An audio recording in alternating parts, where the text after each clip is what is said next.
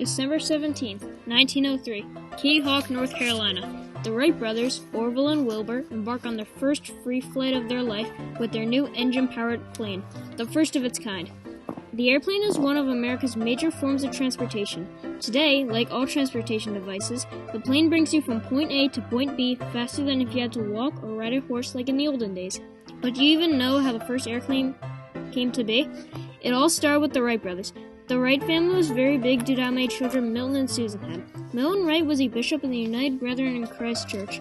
Their mother, Susan Catherine Coroner, was the daughter of a wagon maker. Wilbur was born on April 16, 1867 in Millville, Indiana. He was the middle of 5 children and was a very studious child. 4 years later, Wilbur's brother Orville Wright came into the world on August 9, 1871, also in Millville, Indiana.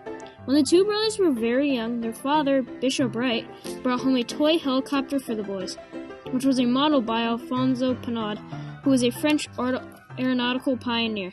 They played with it until it broke and sold other flying toys to their friends. Throughout the two brothers' lives, they built a strong relationship together, not knowing that in the future they would make the first engine-powered plane known to mankind. Wilbur and Orville didn't go to college because of their dream of making the plane.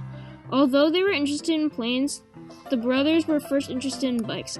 Before they started in on the bike business, they first explored the printing business in 1889, which Orville called West Side News.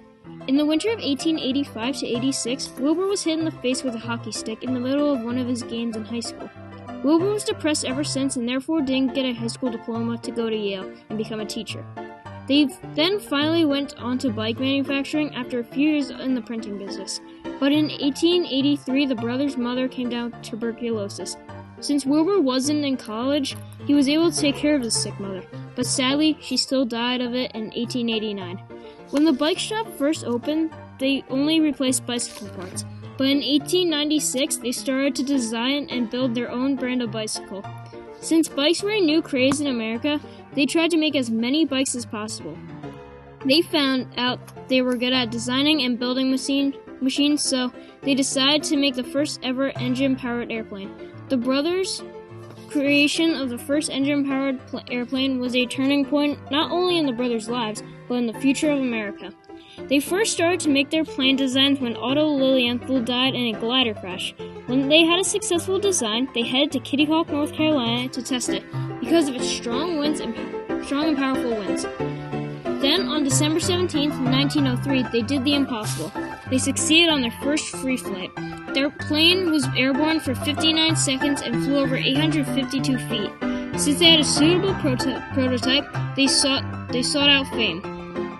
The only way to attract fame in their eyes was to show their plane to the public and find their thoughts on it.